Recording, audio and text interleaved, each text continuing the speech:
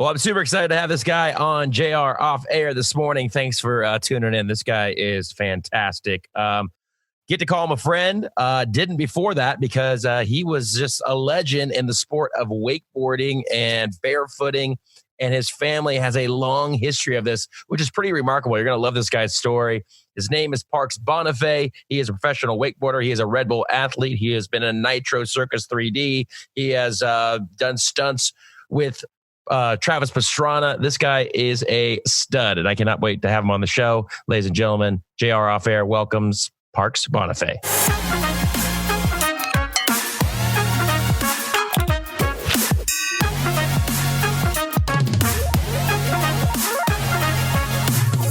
Parks Bonifay, how are you, sir? Good, man. Good to see your face. Been a while. Been a second, man. We gotta fix that soon. But I wanted to have you on the show because I don't think everybody knows your full story. I mean, people know Parks Bonifay as, I guess, the pro wakeboarder, the guy you see in wakeboarding videos, and just kind of a pioneer of the sport. But take people back to how your family really got into this and kind of how you got introduced to, I guess, water sports in general and performing. Yeah, it's kind of a crazy story. It's actually been like a family tradition of the Bonifay since, probably since the 40s. We have footage of my grandparents skiing in like 1944 or something. I think that it's some of the first water ski color footage in 16 millimeter there is. So it started from there. As my dad was born, he grew up water skiing, and he started skiing down at Cypress Gardens in the 60s, started skiing at Disney World when it first opened. And that's actually where he met my mom. My mom was a lifeguard at the Contemporary Hotel, and my dad was in the ski show. So they fell in love. He taught her how to water ski. They both skied at Cypress Gardens. And then that's pretty much like when I was born in 1981, I was like literally born like right into it. I was at the time, I was the world's youngest water skier at 6 months, 29 days old. It was on like That's Incredible back in the days. Yeah. And Guinness Book of World Records. So yeah, I was like literally born like right into it. That was back in 1982 too, before like child services and shit would get called. Absolutely. Explain to people what Cypress Gardens is too, for people that don't know, that maybe on the West Coast or whatever. Right. Cypress Gardens is a place that was built in like the 30s. And it was actually one of the first like tourist attractions in Florida. And like, and it was originally, it was like a botanical garden. It's like right after the Great Depression is like right when people started to come, they would charge money to like come onto their estates. So he built this boat tour through the canals and built this crazy, like just flowers. And it turned into it like pretty much the show ski capital, the water ski capital of the world. And they started doing show skis like in the 40s and stuff. So for years, it's just been the pinnacle of progression of water skiing. And Ditpo Senior started that. Currently today, it's Legoland. So it's kind of crazy to see all the history that's gone on there. So that's awesome, man. And your parents being some of the first to actually be in those shows, right? Yeah, my dad skied there in the 60s. I mean, the show's been going on since probably like right about like World War II or so. It's like when they used to have a lot of soldiers come down when they would come back. So they put on ski shows for the soldiers as they come down. So that's kind of how it started. And so for years, I mean, all my dad's heroes were like shows, like Cypress Garden show skiers. All my heroes when I was little, that's all I wanted to do. I feel like that's like why I got so much better, because I was just around professional skiers all the time. So all I wanted to do is get better at barefooting, get better at skiing. So it kind of made it trained my mind to always like want to do what I couldn't do at the time. So you talk about that world record you had of how old were you again? 6 months, 29 days old. And that was a world record till when? Probably till just about recently. I think Travis Pastrana's daughter beat it by a couple of days. And then there's been even like now there's like 6 month, 5-year-old kids doing it. It's crazy. It's pretty cool to see. And like I said, like 1982, like everyone like thought it was great. And now, I mean, a lot of people still like it today, but you know how like social media is. Sure. You always have a bunch of people in the comments just lighting them up, and I read it. It's like crazy to see just how the times have changed from 1982 to this crazy world we live in today.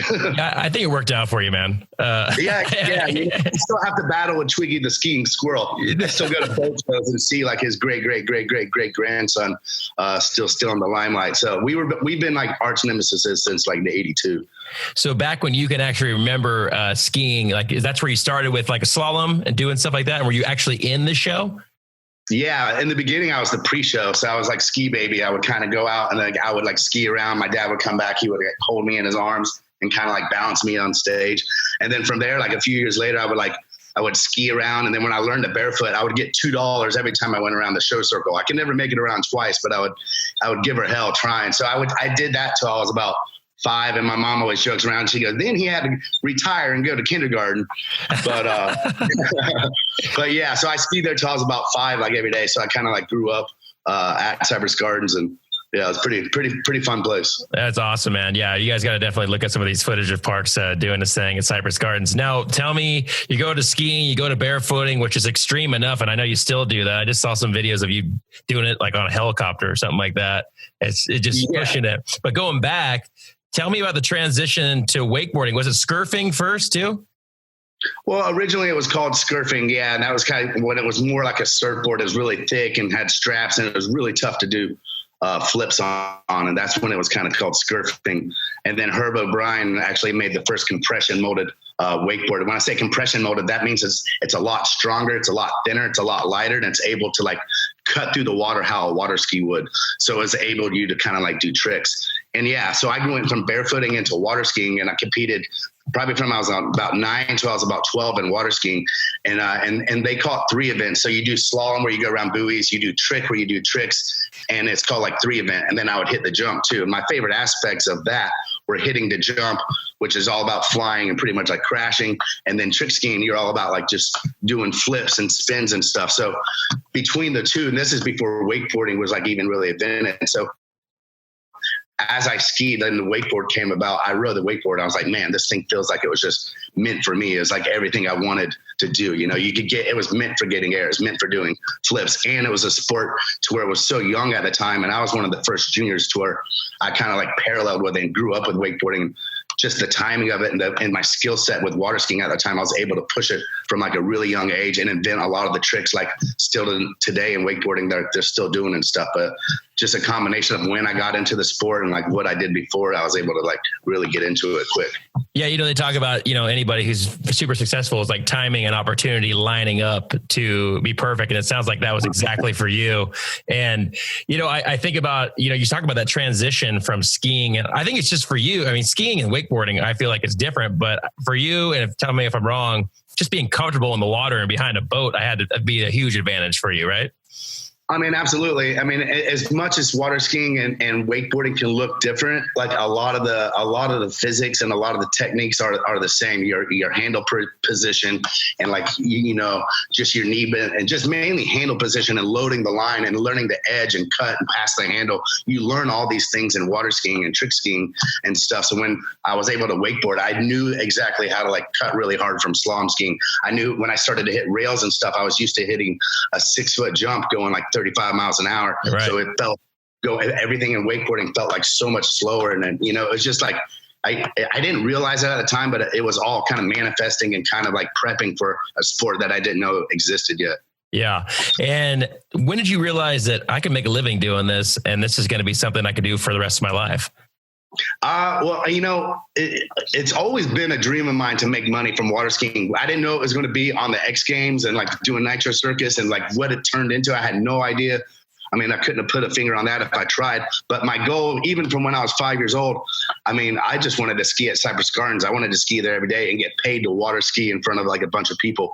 And then when I started water skiing and 3 eventing and competing, I was like, man, I want to get on tour. I want to compete with these dudes. And then when wakeboarding came about, it was the same mindset. I just wanted to get on tour. And then I went pro when I was 14 years old. And I was a freshman in high school. So that was like kind of like when I turned pro and really started to travel. And I won the X Games that year. I won the tour that year. And so it all hit really fast and quick. Was that the rookie year of the tour too? It was when you got on it? That wasn't the rookie. That was my rookie year on tour. The tour's been out probably since 91 or 92. And I got on in 96. Okay. So there's probably like 5 years of tour before I got on. Wow. And you're like, man, this is crazy. I'm a freshman in high school. I'm just learning where my locker is, for crying out loud. And now I'm winning X Games. I would forget where my locker and where homeroom was all the time. Yeah. Did you end up going to be homeschooled because you had to travel so much? I mean, how did you do that? No, I actually, I went to high school and made it through about halfway through my senior year. And I was just traveling so much. It was like, it kind of just snowballed freshman to sophomore to junior. I just started traveling more and more and more. And then halfway through my 12th grade year, I was like the first part of the year, I was like hardly ever there. I was like almost too far to get that year back. So I ended up getting my GED on that one. And then so I was really close, but the best part about high school is that I had a co-op program in the morning. I told them that I had all these photo shoots that I had to do. Sometimes I did, but I had told them I had photo shoots to do early in the morning. So I got to sleep in through the first 2 periods. All my friends got to high school at 7:15. I rolled into school like 10:15, hair dry. They're like, I thought you had a photo shoot to do this morning. There's a good message for the kids out there. I was all I did. I didn't fall. Yeah, exactly, man. I talk about going to high school and being a pro athlete. I mean, what was that like, walking in there and people probably saw you or heard about you on the weekend, and then you show up on Monday, you're like, yeah, I just won a contest or I just won X Games. What was that like as a kid? Yeah, it was pretty crazy. It was wild. It was as cool as it sounded. I went to high school with Tracy McGrady too. So he kind of took the limelight of going pro and making a lot of money and buying the baddest car in high school. That's awesome. Well, that's kind of tough. When you go to school with Tracy McGrady, you're like, what do I got to do to get famous around here? Very cool. Arvindale High School, Bloodhounds. What's up, baby? Yeah, there you go. Talk about making a living, and talk about like when sponsors started coming into your life and how that works and how you pick the right sponsors. I know you're wearing your Red Bull, and that's how I totally, every time I see Red Bull, I associate you with it. Travis Pastrana, the Ryan Shecklers of the world, and that. How does that go in? How do you pick the guys? Is it the highest bidder? Is it the people that fit you the most? I mean, honestly, if someone comes to you and you're a 14-year-old kid, what do you say? It was definitely something I've never really dealt with as a 14-year-old. You had a lot of sponsors, but you know what? There was a set of sponsors that I kind of wanted from when I was like, even my dad would make me Oakley before I was sponsored by Oakley or No Fear. My dad would make me bootleg stickers. So they were like just super off brand, but I had Oakley stickers and No Fear stickers. And I was like, and this is before I was sponsored. I would just put them on my board just because that's what I wanted. And then, when I actually did get to ride for Oakley and I had the real No Fear stickers on it. It was pretty crazy, but I get asked that question a lot. It's like from parents are like, how do you get my son sponsored? He rides all the time and stuff and doing all this. And it's like, I mean, there's always a bunch of different ways of going about it. But one thing I've always tried to say is like, you gotta have fun first. If you take it sounds cliche, but if you quit doing it for the fun, then you quit riding over time. And when you quit riding, then you fall out of love with it and you don't get any better. So you have to keep it entertaining. And a lot of parents really have a lot of control and a lot of they kind of put a lot of pressure on them at tournaments. And there's a lot of outside variables that always kind of weigh in. But, in my case, I've always tried to keep my sponsors long term. You can always chase the next highest dollar, but this industry is really small and there's not a lot of avenues, not a lot of bridges to burn. So I've always tried to keep my my sponsors like family.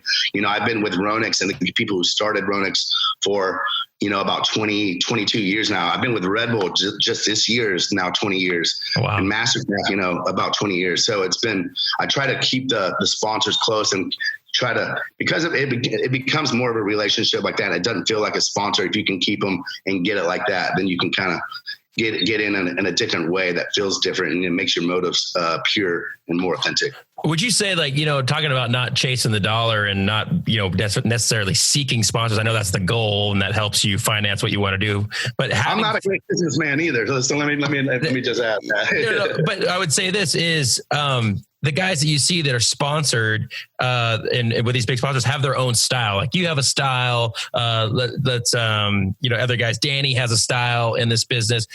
That's what you get from having fun out there. And that's what probably draws sponsors like, hey, this guy just does it kind of his own way. I like to slap our logo on this. Is that kind of where it comes from? 100%, yeah, 100%. I think you can see right through the dudes who do it authentic and the guys who overdo it. Some people just get the new CBD thing and they throw it up and they're like, hey, swipe up, put my promotion on in. And I think that, the world's not dumb. You see enough social media to where you can see what's kind of true and authentic. And that's what I try to strive to, or at least mine is just try to get involved with the sponsors and the product that I like truly believe in, and try to showcase it and do it in a way that's like at least different. And yeah, and I think like through wakeboarding, you know, you gotta, that's how your career kind of gets like drawn out and kind of like and extended, is if you can show that you're like, that this is your life and this is a true lifestyle and you truly do live it. And like you become like, you know, you have a little bit more personality, because when your contest career runs up and you blow a couple knees and all of a sudden the next youngest kid will come in and start slapping you up. And believe me, it always does. I see it year after year. You gotta have something to fall back on. So that's why you gotta try to, you know, just have fun with it and just be pure, authentic about it, and try to meet and try to get influences from as many people as you can. You know, when wakeboarding got kicked out of the X Games in 2005, it was when it went live. A lot of the wakeboarders quit going out to LA and stuff. And I would go out there. I would still go to all the parties, go to all the events. And that's where I became like good friends with Pastrana and some of these dudes, and made relationship and contacts, and got to do like Nitro Circus, and became really good friends with a lot of people on a lot of the part of the industry that I probably wouldn't have like come cross paths with. So, you know, it's just, if you really love it and you're into it, you know, it can happen. I definitely want to talk about the Pastrana relationship and the Nitro Circus, but going back to the X Games, was there, I know, like, and this is not to make this about me, but like, I know in my radio career, sometimes if I'm interviewing somebody, or I know when I first met you, you were a guy that I only saw in videos, and I'm like, it was at Cowboys Orlando, and I saw it, I was like, Parks, what's up, dude? And you're like, what up? And then we got to start talking and kind of made a little friendship there. But I guess, did you have any moments where you're in the X Games, or you realize you're traveling so much and you're making a living and you're getting sponsors? Did you have any out of body experiences when you're 14 years old going, oh my God, this is a real thing? Or was it just happening so fast that it was just, that's my life? Yeah, you know, it does. It happens really fast. So I don't think it really happens as much. It's kind of happened more like almost later to like think back, and it's like, you kind of just scratch your head and it's like, man, it's freaking crazy that I was like, you know, in those scenarios and that young. You know, it's like, you know, I didn't really seem that young at the time, like when you're in the present, but thinking back, like, you know, I'm turning 40 this, like in September 30th, just in about a month. What are we doing? Yeah. Woo. But yeah, it's crazy. It's crazy to think back how young I was and what I was doing at the time. And and where the sport was, and it wouldn't change a thing. When you first got in, was Shapiro the guy? Oh, absolutely. Yeah. Shapiro was like my idol growing up. Like, he was really one of the, you know, I didn't get to ride with him as much. I really rode with like Zane Schwenk and Dave Briscoe and a lot of the guys that are like from Winter Haven and stuff, because I grew up in Lake Alfred and Polk County. And but yeah, Shapiro was the one that he always won the biggest. He is the one that I wanted to beat. He is the one that I wanted to ride against and be standing next to on the dock. So, and we battled for years, man. Yeah, we had a great rivalry. How was that? You know, being a young kid, were these guys that have been in the business a little bit, like, were they welcoming to you? I know, I'm sure, like, now you guys have great relationships. When you first got in there, did you feel welcoming in this community, or was it like, hey, dude, go ahead, kid? For sure. They were like my they're like my big brothers, man. Yeah. They would just like, cause I couldn't, you know, and this is before there was a lot of other kids on tour. So I was the only one. So, you know, they would always like, obviously take care of hotel rooms and like be the chaperone kind of thing, which is scary to think that those guys were my chaperone, you know, but then they ended up like figuring out how to sneak me in the bars and stuff and using X Game passes. One year we took burnt cork and put a goatee on me and dressed me up in like all their clothes and stuff and just dragged me out with them. So yeah, I was in the thick of it from a young age. And that was a good time. Yeah, I got roasted and heckled pretty good and just kind of slightly tortured. You know, kids nowadays have it easy. Let's just say that. You know, it's funny. I remember being out in Claremont with your neighbor, Danny Harf, also amazing rider and one of your best friends. Yep. He was telling me one time that there's some fun trash talk on the dock. I think one of the things he said is someone leaned into him one time. He goes, hey, do you ever, right as Danny's about to take off, he goes, do you ever close your eyes when you do your flips or whatever? Right before Danny's about to get off the dock, some of that trash talk. Do you have any good stories like that? Oh yeah, but mainly that was Murray. Murray would always come in and kind of like just he always did it in a good joking way. And it's crazy to think that we would joke with each other so much because the kids nowadays have headphones on and they're just like doing their own thing. But yeah, every time Murray would leave the dock, we would do this to each other. We would just slap each other in the back like really, really hard right as you're leaving, like you're in the zone. Or they would be cutting in for tricks and we would like yell out the trick that they're about to do to make it. Like we would really try to get, and if you did it today, the kids would be livid that you were messing with them. But yeah, we would always, what was another one they would do? Oh, do you, when you do your heel 7, do you inhale or exhale? Yeah. Like, it's like, it's just the cool. Yeah. So we did the mind game. A lot of that. I love it. But it was joking. That was back when the tour was a little looser. You could go out at night and kind of go out till 2 and not have to and everyone was kind of doing that. Nowadays, half the kids can't even get in the bars because they're so young. And now everyone else in the tour is probably only like 22, 23, 24. So it's like and they're all competitive. They train all the time. They ride multiple times a day, going to the gym. So to actually beat these kids, you have to kind of be on that level. So there's not a lot of room for shellacking around, kind of like how we were. Yeah, but you guys were still doing amazing things and people were still chasing. We had a lot more fun, I guarantee you. Yeah, absolutely, man. You team up with Red Bull and, people look at Red Bull and the brand that is and the global brand that is now.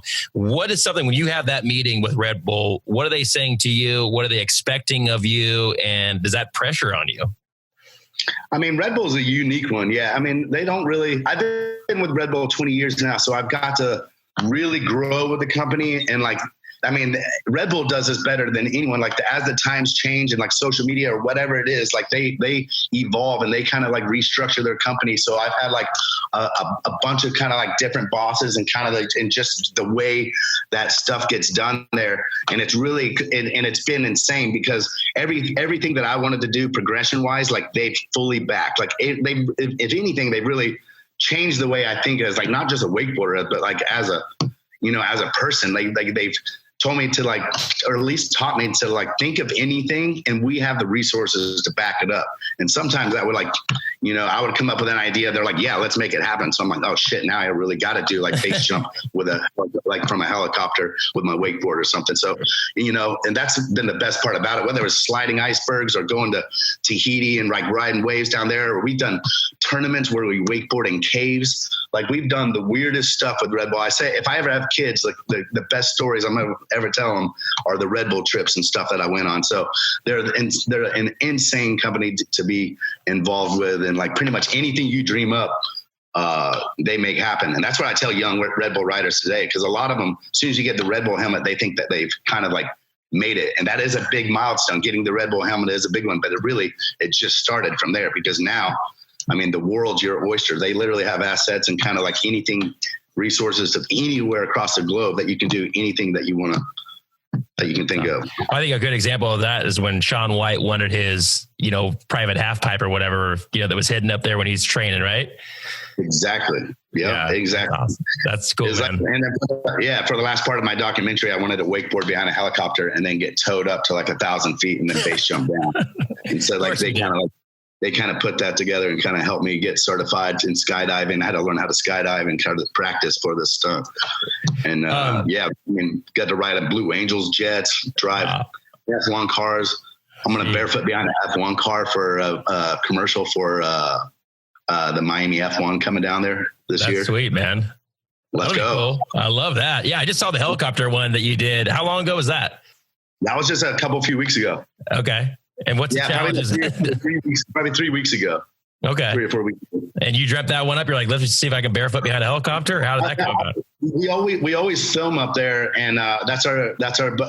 So he always comes up there and flies the chopper, and he would always film us. And we actually did that same thing about 10 years ago, 12 years ago. This is probably right before Instagram kind of came out. And so we did it. And I was like, man, nowadays with social, I was like, we got to redo this again. People are going to trip. So he took me down there and you didn't see the first part of the video. I go, hey, just pick me up 20 feet and swoop me down to the water and start ripping. He goes, yeah.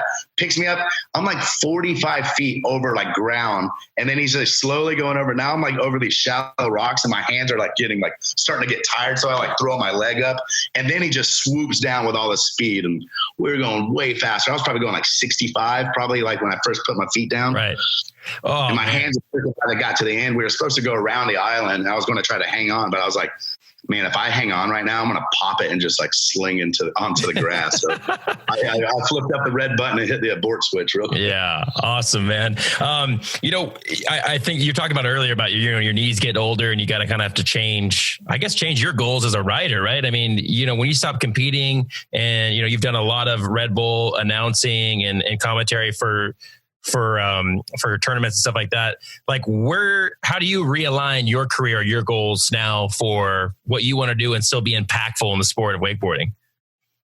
Yeah. I mean, wakeboarding is just something that I've like obviously grown up with and come to love, but I've also been fortunate. Now I'm part owners in Ronich Wakeboard. So I've gotten to see like a lot of different sides of wakeboarding and kind of be involved with it on a lot of different levels, especially as I'm getting older and my knees kind of aren't as good and I don't get to ride as much or as compete. But that's why I've been like flying a lot of drone. I've been doing a lot of editing.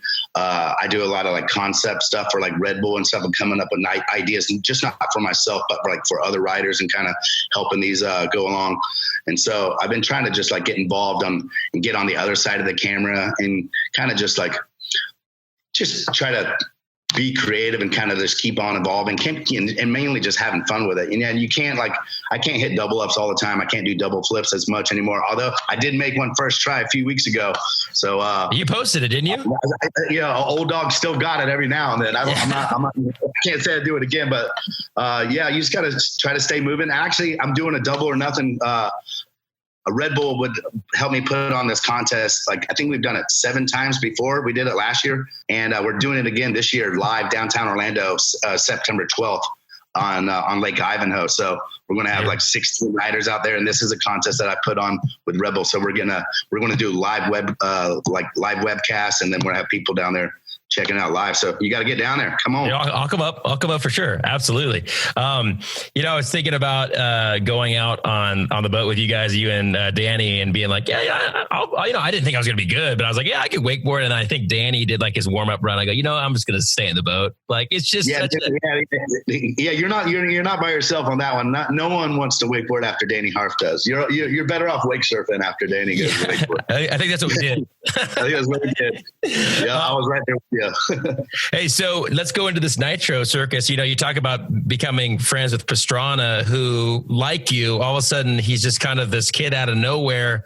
That's not the dude that's sleeved out tattooed. He's not, the crusty demons guy, even though he rode with a lot of those guys and kind of earned their respect in a lot of ways. But, tell me about that relationship, how you guys come together, and then how you go, all right, I'm going to kind of get into their world a little bit and get crazy extreme. Cause I just watched Nitro Circus 3D not too long ago.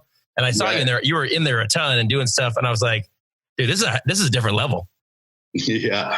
I met Travis through the X Games when he would like jump his bike into the San Francisco Bay. And a lot of that time when he was probably like 15, 16 years old. So that's when I met him. And then, like I said, when wakeboarding got kicked out of the X Games, I would still go out there. And that's when I got to hang with Travis like a little bit more. We were both sponsored by No Fear at the time. And so that's kind of like where we became friends. And then Nitro Circus really just turned into, something huge. It was kind of, they just started making small videos in the beginning. And then the director, Jeff Tremaine of Jackass, he was the one who produced their MTV show. And so anytime they had like water, some pool stuff involved, they would always hit me up. So we'd go down to Panama. I filmed for like 3 episodes with them down there.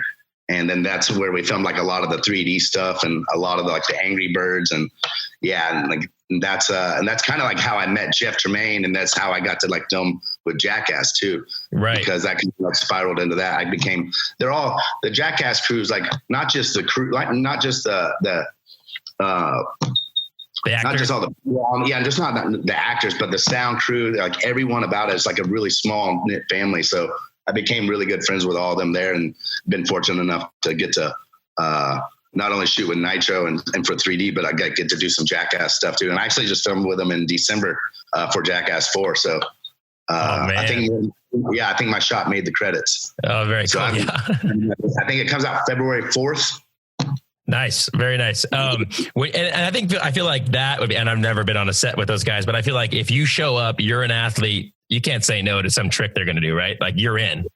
I mean, they're not bringing me on set for my brown eyes. Let's just say that. You're pretty much fresh meat. So, whether it's Nitro or Jackass, you're pretty much in for the ride. And you never really, sometimes you can read what you're doing the next day on like a little list, but like that's in black and white. When you see how big some of these jumps are, and like the chopper flop thing that we did, like when I slid down the big kicker, Sharks Bonifay thing, like that was just like, I mean, I kind of helped them like that idea. And then it just like, they made it so much bigger, so much faster. You're like, I didn't draw it like this. So much scarier than I thought. Yeah. Like I pretty much belly flopped on that one. It blew the vest out the side. Like I was like, my wrist still hurts to this day from that thing. It felt like I was going to be like peeing blood or something. Like I seriously thought I had like some like internal bleeding or something. I like hit. So pretty much belly flopped from like 65 feet up. Were you guys not in Panama? Maybe I remember this wrong, but remember in Panama, was it not, you guys went there for a reason because they wouldn't let you do some of those things in the States? Was that real? Yeah. I mean for sure. Like a lot of the stuff that like you don't have to get like the same permits and stuff that you have to that happens in the United States, like almost like that chopper, the wakeboard chopper based thing. We tried to do that all over the United States, and no chopper pilot wanted to like tow a wakeboarder and then do that and have it on camera. So it was like between those two things, we had to go down where the laws are a little freer. Little place called Panama. A little place called Panama. What happens if Panama stays there unless you film it, right? Unless you film it. Yeah, exactly. Yeah, I was looking at some of those things in Panama. I mean, has there ever been, can you think of a time where you've been with the Nitro guys where you go, I can't believe someone's even attempting this, where you maybe were not in it and you're just like, this is I mean, a lot of the hydro skim things like that they would always do. Like if you watch Nitro 3D, like Jim does it first, and that was the scariest thing because you're looking at this pool that he has to go through. It was like a 60, 70 feet of pool, and with no run in too. Like you had to be like a legit Travis Pastrana caliber motocrosser to like even get the turns right to probably even get to about 75 where they had to go to even skim. So, and Jim's bike's way heavier, and I just didn't have a good feeling for Jim from the start. And then he just comes through endos, and then he ended up surviving somehow. And then Travis comes through and just rips it, drops down again off the rocks and just rides off into the ocean. Just Pastrana style. He's like, he's messed up, dude. He's like, I was just saying to someone the other day, I go, if you don't mention Travis Pastrana and like Muhammad Ali or like Michael Jordan or Woods or Kelly Slater, like you're just twisted. Like this kid he's so messed up, dude. And he still to this day goes harder than anyone. Like literally his family and doctors have to hold him back. Like, yeah, exactly, dude. I mean, I remember that scene you're talking about when they were guys skimming across the pool, and there's skill involved, obviously, because, but even Jim, you look at this big set and these cameras everywhere and these, 3D cameras. And then what saved him was a couple pool floats that were protecting the edge. I mean, that's what he fell on. I go, wait a minute, that's all we got to help this guy out? Yeah, I know. It's crazy. And that's what Travis is really good at. He can look as loose and as like just from the hip as Travis Pastrana like seems. He's really calculated. He has a risk to reward system that like he takes all the variables into consideration. He had the reason why Jim was saved on that one is because Travis had the idea of putting like an underwater ramp that would have like that. And that's like right where he crashed into. And that's what kind of pushed him up onto the concrete. But Travis, as loose as crazy as he seems, he's very smart, very well calculated, and very a lot more on his game than it probably can appear from the surface. So what's next, man? I know we're talking music now. So are we just something we're really chasing? I don't know. It's something I've always just done for fun and just always like wrote songs like from life experiences that I've just kind of like had through my days. So I've always just we go up to like Radar Lake, which is a lake that we have up in Seattle, Washington. Is like a company, and so I play a lot of these songs like around the campfire and really just around my house. And so I've never really played it like anywhere or like really even recorded it. So I was like, fortunately I've been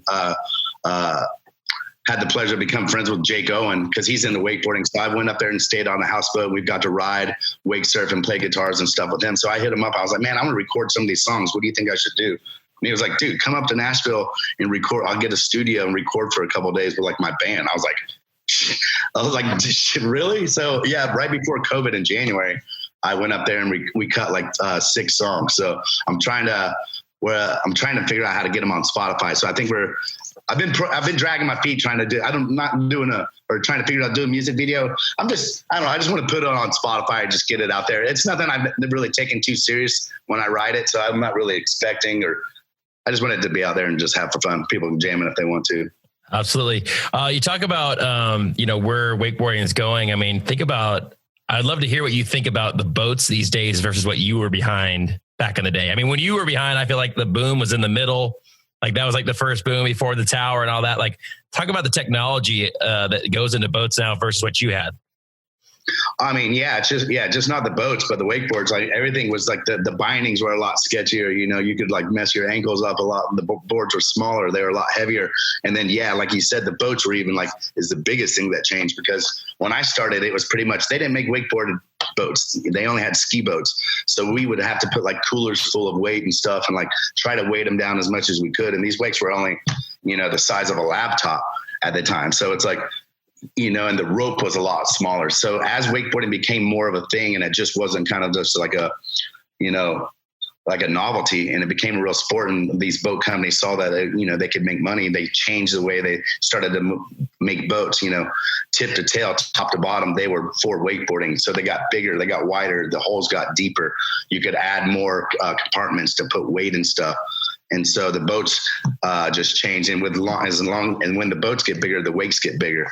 Not only do they get taller, but they get longer. So the double ups get bigger, and it just changes the sport. You can kind of see, and as the boats change, you can see the progression level and kind of spike when on what kind of tricks were being done. So the boats definitely have dictated the way wakeboarding progresses. And when I was 14 and 12, I only had the small boats. I wish today I had the big boats. I wish I had if I was 15 and had the size wakes and like the technology, I would love to see what little old me would do. Yeah, absolutely, man. That'd be awesome. I'll let you go because I love talking to you, bro. I hope to see you soon and we get together, man. I got to come up to Orlando or vice versa, come down here to Tampa. We're too close. Yeah, we're too close, man. Yeah, for sure. Where do you see wakeboarding? I know wake surfing is becoming bigger and bigger. I know it's easier on the body, so people dig that. But where do you see wakeboarding at? Because you got guys like Steele, you got guys like Rusty, and Harley doing their thing still. Those are the kinds of guys that come to my mind. Really, those dudes, they can't even make it finals nowadays. Really? That's how far the sport's come along. It's like, I mean, there's a whole list of names that like you probably wouldn't even recognize. Some young, good Australians like Sam Brown, Luca Kidd, Tyler Hyam, Mossy Pefferati is like a really he's from Italy and he's like really fun to watch. Dude, we took Mossy to a truck pull. Do you remember that? Yeah. He was like, what's going on here, man? Yeah, he got a good dose of America right there. In a parking lot, just trucks pulling each other. But what's the black smoke coming out the top of it? That was awesome. That was a good night. I mean, where do you see, do you see wakeboarding maybe getting back into the X Games as now we see skateboarding in the Olympics and stuff like this?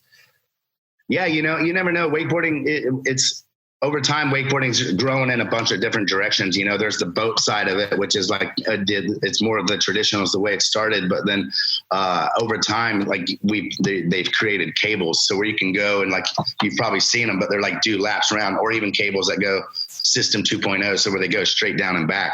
And what that done is it just changed the way, because you don't have to have like a $200,000 wakeboard boat to go wakeboard. Your mom can drop a pack of kids off at the cable and pick them up in 4 hours or later that day or whatever. So wakeboarding's definitely growing in a lot of different areas, and it's really big. Like cable riding and hitting rails is really big in Europe, and it's getting even bigger in the United States. I think there's probably 50, 60 cables now in the United States, to where 20 years ago, there was probably only like 5, Right. So it's definitely, and now you got foiling and stuff, and like wake surfing is doing this thing. Foiling's pretty crazy. We actually went to Galveston, Texas, and we did, if you want to look it up on YouTube, the Texas Tanker Boys, but we go and we get this app and we know when the big tanker ships, and we can find the biggest ones, the ones that are going fast and sitting the deepest. And we'll go out there on jet skis and foils.